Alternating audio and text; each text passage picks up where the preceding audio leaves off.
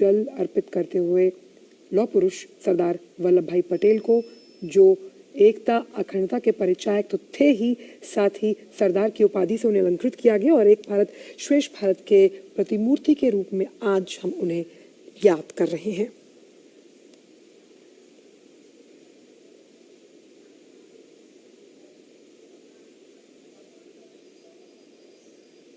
सरदार वल्लभ भाई पटेल उन महान नेताओं और स्वतंत्रता सेनानियों में से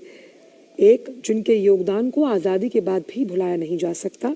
और उन्हें भारत का लौह पुरुष, भारत का बिस्मार्क जिस तरह से कहा जाता है, युवाओं का आह्वान करने वाले, साथ ही साथ अन्याय के विरुद्ध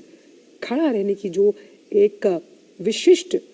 हम मान सकते हैं उनमें क्वालिटी थी, जिसको लगातार उन्होंने ये कहा कि कैसे भारत को डायलॉग के जरिए, कूटनीति के जरिए, कॉन्फिडेंस बिल्डिंग मेजर्स के जरिए एकता के सूत्र में पिरोया जा सकता है। प्रधानमंत्री ने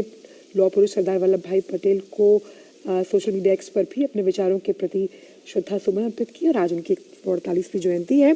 प्रधानमंत्री यहाँ श्रद्धा सुमन अर्पित करते हुए स्टैच्यू ऑफ यूनिटी में। ये अद्भुत और विहंगम दृश्य आप देख रहे हैं स्टैच्यू ऑफ यूनिटी गुजरात, जो कि एकता नगर, और ये विहंगम दृश्य आप देख रहे हैं पुष्पांजलि सीधे आसमान से हेलीकॉप्टर्स के जरिए विश्व की सबसे बड़ी मूर्ति पर श्रद्धा सुमन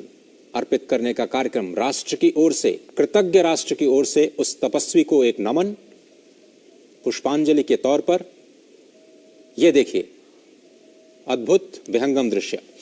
बिल्कुल, और जिस तरह से पंक्तियों के जरिए हम लगातार उनके वक्तव्यों को, कथनों को, उनके विचारों को आपसे साझा कर रहे हैं, तो हृदय कोमल आवाज में सिंह सी दहाड़ थी। भारतीय राजनीति के प्रखंड विद्वान थे, शत शत नमन ऐसे महान व्यक्ति यानी सरदार वल्लभ भाई पटेल को, जो कि भारत की आन बान और शान थे। यानी कि जो दर्जा इतिहास ने कहीं ना कहीं देने में चूक की, सरदार वल्लभ भाई पटेल को उनका सही जो मायना है उसे खोजते हुए यहाँ तक लेकर आए प्रधानमंत्री नरेंद्र मोदी, और स्टैच्यू ऑफ यूनिटी इसी बात का प्रतीक है, जिसकी तस्वीरें आप डीडी न्यूज़ के मंच के माध्यम से यहाँ देख पा रहे हैं। और इसी विश्वास के साथ लगातार आगे बढ़ते हुए प्रधानमंत्री की कैसे जब हम बात करते हैं स्टैच्यू ऑफ यूनिटी की तो कोई कॉपीराइट नहीं है। उन्होंने अपने एक वक्तव्य में कहा था, ये एकता का प्रतीक है जो समावेशी, सुदृढ़ भारत के सर्वांगीण विकास का एक परिचायक है, और इसीलिए ये वो रास्ता प्रशस्त करता है जब हम बात करते हैं उस स्वर्णिम काल की, हम बात करते हैं आत्मनिर्भर भारत की, हम बात करते हैं अमृत काल की। और उस अमृत काल में आज जिस तरह से मेरी माटी मेरा देश अभियान उसका समापन है।